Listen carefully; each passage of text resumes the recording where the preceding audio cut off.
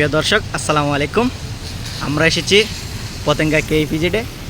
তো আমরা একজন ভাইকে জিজ্ঞেস করব, তো তিনি আসতেছে হাঁটি তেনার থেকে জিজ্ঞেস করব এই গার্মেন্টসের পরিস্থিতি কেমন, বৃষ্টির মধ্যে তেনাদের কেমন লাগতেছে। ভাই আসসালামু আলাইকুম, কেমন আছেন? ওয়ালাইকুম সালাম ওয়া রাহমাতুল্লাহি ওয়া বারাকাতুহু। তাই আপনাদের দিনকাল কেমন যাচ্ছে এই বৃষ্টির মাধ্যমে?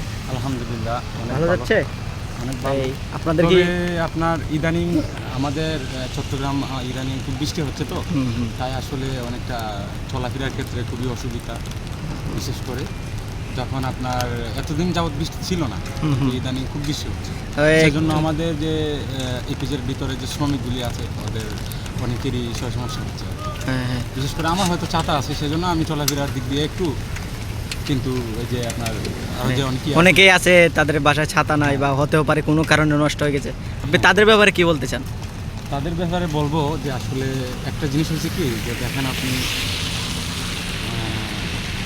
সারাদিন কষ্ট করার পরে যদি এমন বৃষ্টি হয়, তো এই বৃষ্টিটা খুবই ডেঞ্জারাস। কারণ বিশেষ করে ইদানিং যেহেতু দেখতে পাচ্ছি চট্টগ্রাম প্রায় 3 দিন ধরে বৃষ্টি হচ্ছে, এই জন্যই ইদানিং 3 দিন যাবৎ খুব বৃষ্টি হচ্ছে। তো বৃষ্টিতে অনেকে ক্ষয়ক্ষতি হচ্ছে, অসুস্থ হয়ে যাচ্ছে।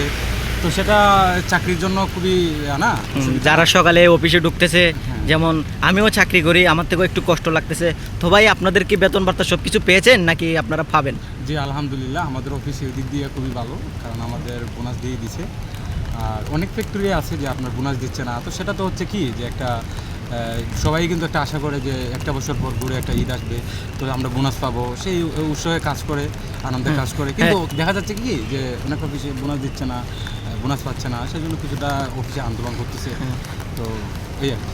তো প্রিয় ভাই, আমরা শুনেছিলাম এই পিজিরে কোন একটা জায়গায় কয়েকটা ফ্যাক্টরিতে শুনেছিলাম মহিলা মানুষ যারা আছে তাদেরকে নাকি খুব বিশ্রী ভাষায় গালাগালি করে। আপনি এই বিষয়ে কি বলতে চান? আসলে হয়েছে কি, এটা তো আর না, এটা তো এখানকার হচ্ছে যে গার্মেন্টস, তো গার্মেন্টসে এটা হয়, এটা গার্মেন্টসে এটা আপনার বেশি হয়, এটা তো সবাই জানে, তাই না? আমি চাকরি করতেছি, আমি তো দেখতেছি, জানতেছি, যাগো চাকরি করতেছে না ওগো জানে যে আসলে বিষয়টা এমন, ঠিক আছে?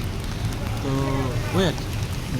তো আপনি কি বলতে চাচ্ছেন যে এখানে যারা মহিলারা অনেক কষ্ট করে কাজকর্ম করে তাদের বিষয়ে কিছু বলেন, যেহেতু ওনারা আমাদের দেশের একটা শিল্প কারখানার মধ্যে চাকরি করার কারণে আমাদের দেশের উন্নয়ন বেড়ে যাচ্ছে।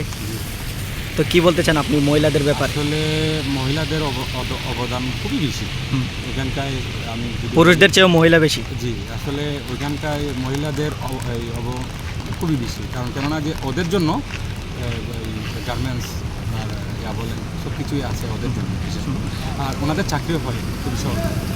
তো ধন্যবাদ ভাইয়া আমার কাছ থেকে ইন্টারভিউটা নেওয়ার জন্য।